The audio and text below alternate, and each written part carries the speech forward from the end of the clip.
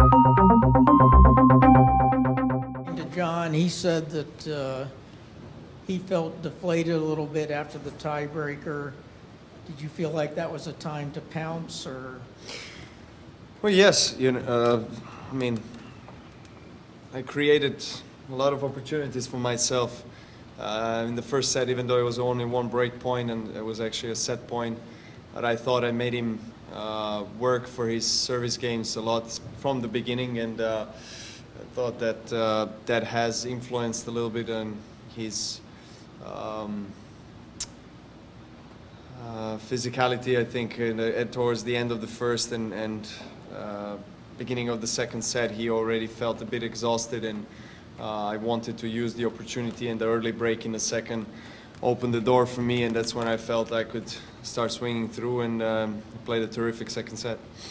How do you practice returning against a guy like that? How do you emulate somebody like him?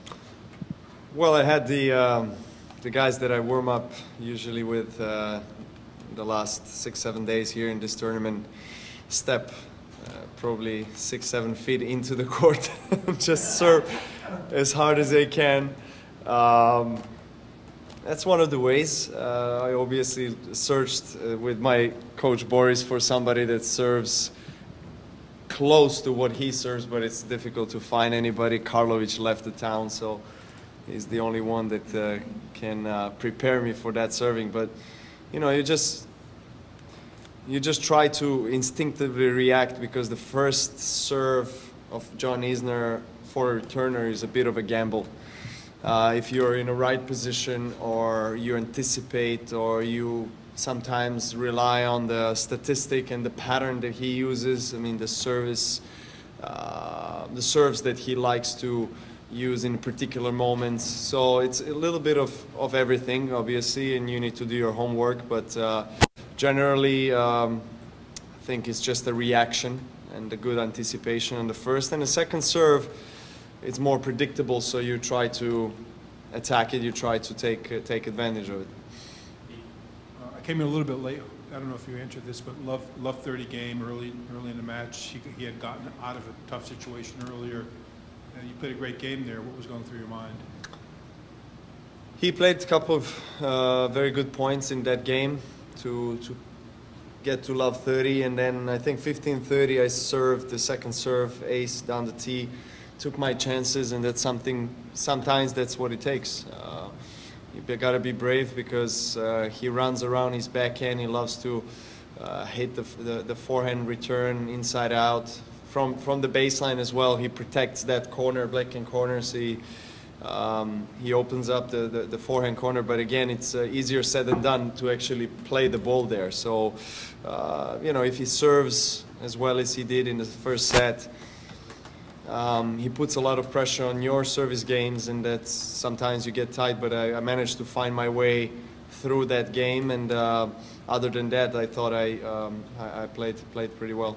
This match seemed to demonstrate how much better your serve has become over the past year or so. It was a very good serving performance. Is that something you've been working on very diligently, or good night, or?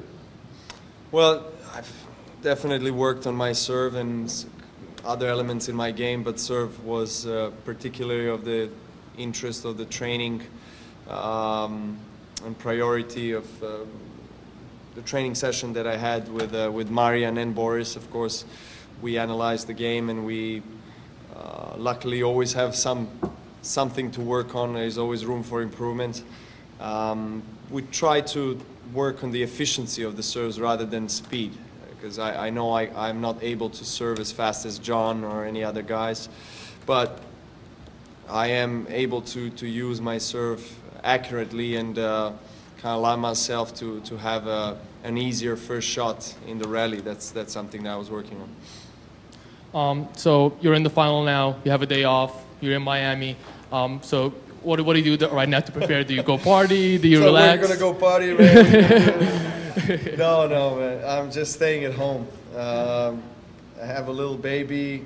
Baby gives me a lot of party in the morning and during the day. So I'm partying with my boy and with my wife and preparing myself for Sunday. Hiya, Novak, BBC. Well done today. Andy Murray in the final. You've got such a good record against him. Is that something that you feel is perhaps a positive or perhaps goes the other way because Murray will be more determined to beat you?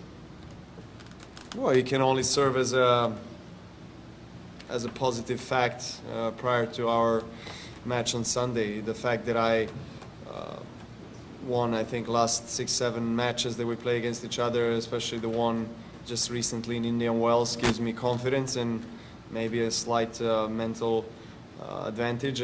But we're talking about small margins, and that's always the case when we play against each other. Very few points, few details can decide a winner. We have very similar games. We already played twice this year, of course, in a big match in Australian Open final, which was very, very physical, very close. I expect a battle. I expect long rallies, but I know what he's expecting me on the court. I know his game pretty well, as well as he knows mine.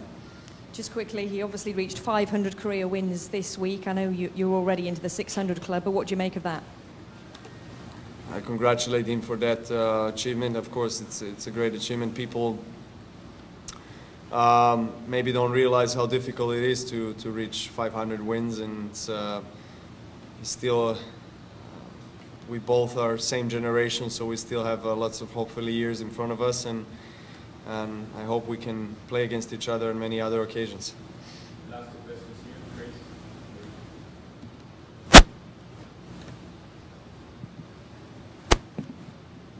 Novak, Andy Murray, we all know he's a great hard court player. You beat, I think it's 9 times in a row you've beaten him on hard courts.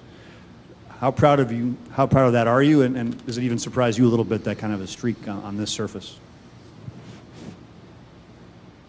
Well, it's great to have that streak against him coming into this final of Miami Open. Obviously, I will reflect on those matches, and especially the most recent one in Indian Wells, and prepare myself tactically for what I need to do and execute on the court.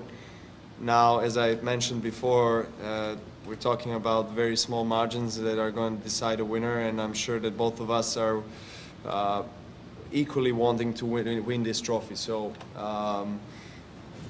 we'll see what happens.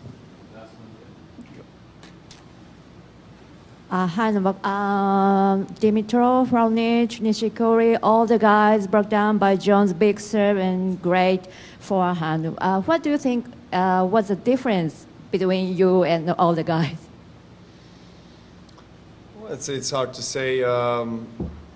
We all are different in special in our own ways, and maybe John was a little bit more exhausted today because of the big 3 wins he had against Dimitrov, Raonic, and Nishikori. But again, I was just fortunate to play the right shots in the tiebreak of the first set, and second set went completely my way.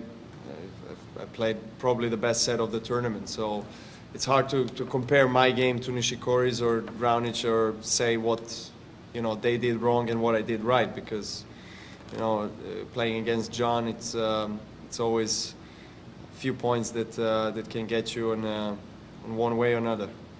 Thank you. Thank you. Serve you.